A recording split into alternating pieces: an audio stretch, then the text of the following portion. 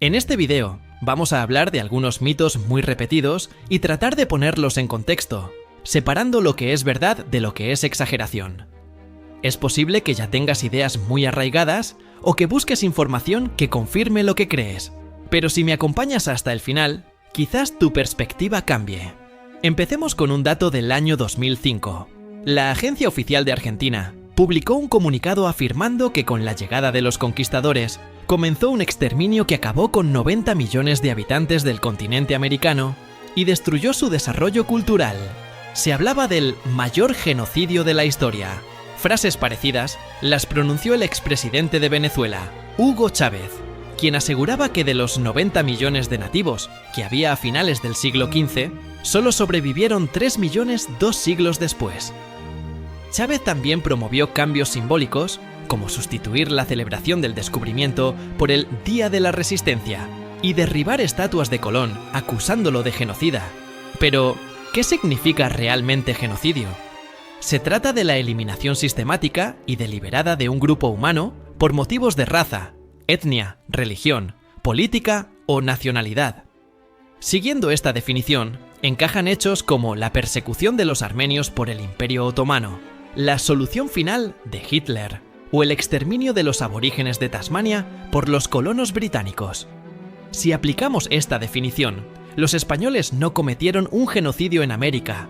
Sé que esto puede sorprender y parece contradecir las cifras que a menudo circulan sobre millones de muertos. Pero esas cifras, como los 90 millones, son erróneas. Para entenderlo, primero hay que estimar cuántas personas habitaban América cuando llegaron los españoles en 1492. Los números varían. Algunos hablan de 2 millones, otros de 5 millones, pero el estudio más serio, realizado por el filólogo venezolano Ángel Rosenblatt, estima que la población indígena era de alrededor de 13 millones, muy lejos de los 90 millones mencionados por Chávez. Según Rosenblatt, hacia 1570, casi 80 años después, la población indígena había bajado a 11 millones, representando el 96% del total. El resto eran españoles y mestizos. En 1650 ya representaban solo el 80%. Para 1942, los indígenas eran apenas el 6%. Pero hoy en día hay más indígenas que al llegar los españoles. Esta caída no fue resultado de un exterminio intencional, sino de la combinación de la conquista, la aculturación y principalmente las enfermedades traídas por los europeos, como la viruela, que devastaron comunidades enteras sin que los españoles lo supieran ni lo provocaran deliberadamente. Ahora, hablemos del mestizaje. La población hispanoamericana es mayoritariamente mestiza, y esto no fue un accidente, sino una consecuencia directa de la acción del Imperio Español. Mientras que otros colonizadores, como los ingleses o los franceses, se mantuvieron separados de los pueblos originarios, los españoles promovieron la mezcla y la evangelización, buscando integrar culturas en lugar de exterminarlas.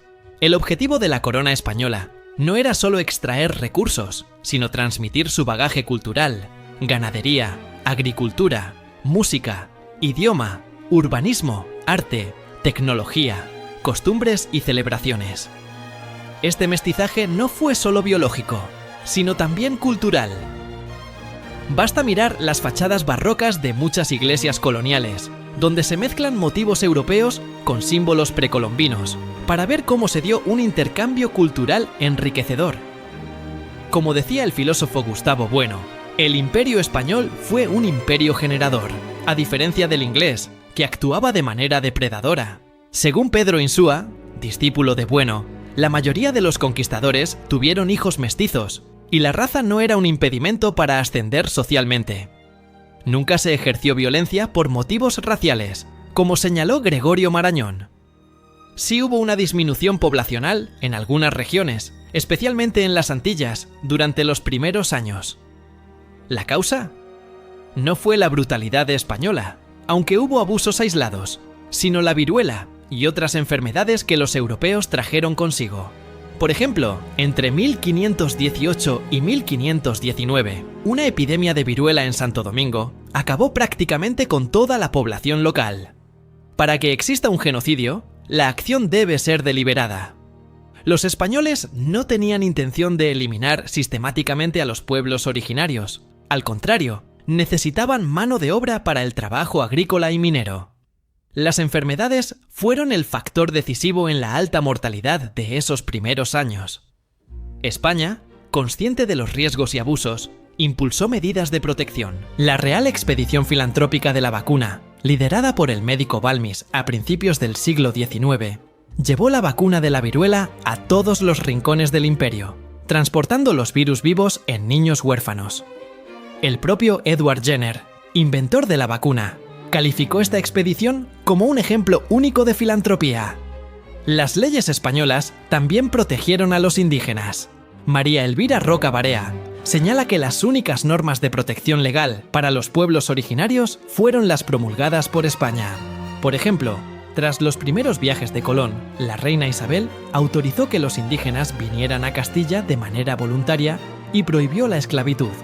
La Inquisición, por su parte, no tuvo acción represiva sobre los indígenas en América. Los monarcas prestaron atención al trato hacia los nativos. Isabel y Fernando dictaron que los indígenas debían ser tratados justamente, y Carlos I continuó estas políticas con la supervisión de juristas y teólogos. Se debatieron ideas sobre la conquista y el derecho de los indígenas a la libertad, la propiedad, la educación y la participación en la vida social y política, sentando bases tempranas del derecho internacional y los derechos humanos. Bartolomé de las Casas, fraile dominico que acompañó a Colón en su segundo viaje, denunció abusos de manera vehemente. Su obra, Brevísima relación de la destrucción de las Indias, exageró cifras y sucesos, lo que fue aprovechado por enemigos de España en Europa para difundir propaganda negativa.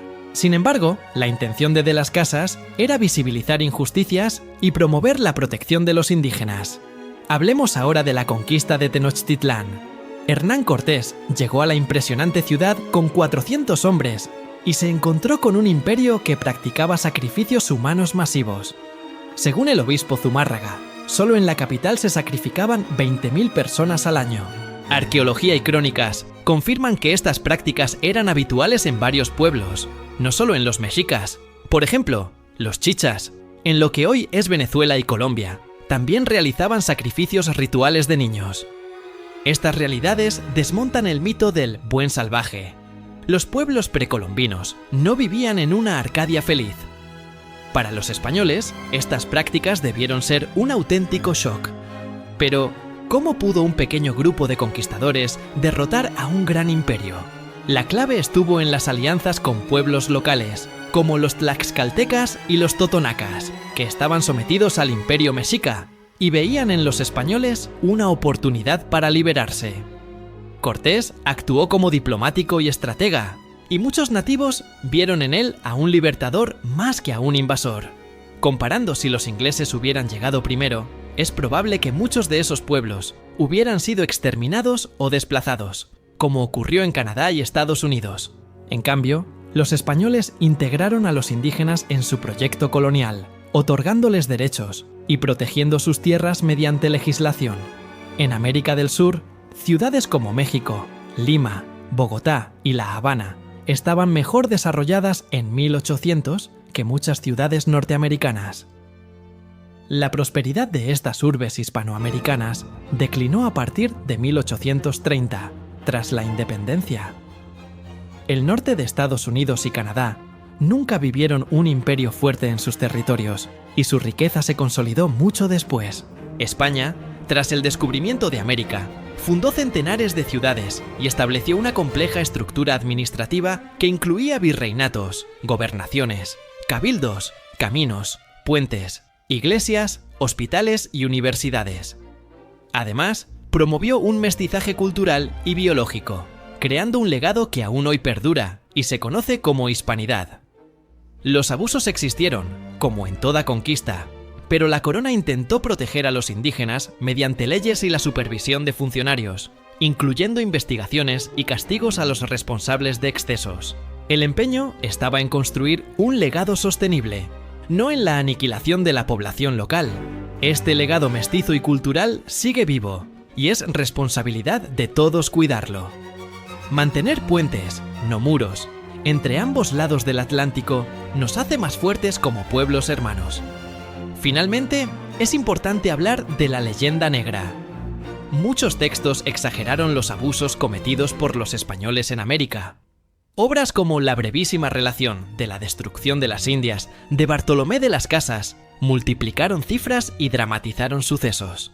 Estas exageraciones fueron aprovechadas por enemigos de España en Europa, como ingleses, holandeses, franceses y alemanes, quienes difundieron imágenes terroríficas de indígenas siendo sacrificados o maltratados.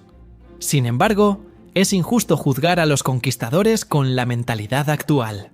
En el siglo XV y XVI, el mundo era violento y cruel por naturaleza. Guerras, pandemias y conflictos se daban en Europa, Asia y África.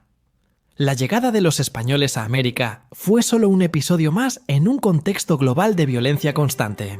Otro mito común es culpar a los españoles actuales por hechos cometidos por sus antepasados. La mayoría de los españoles que vivimos hoy jamás pusimos un pie en América. La conquista la hicieron nuestros antepasados lejanos, y gran parte de ellos ni siquiera llegaron al continente.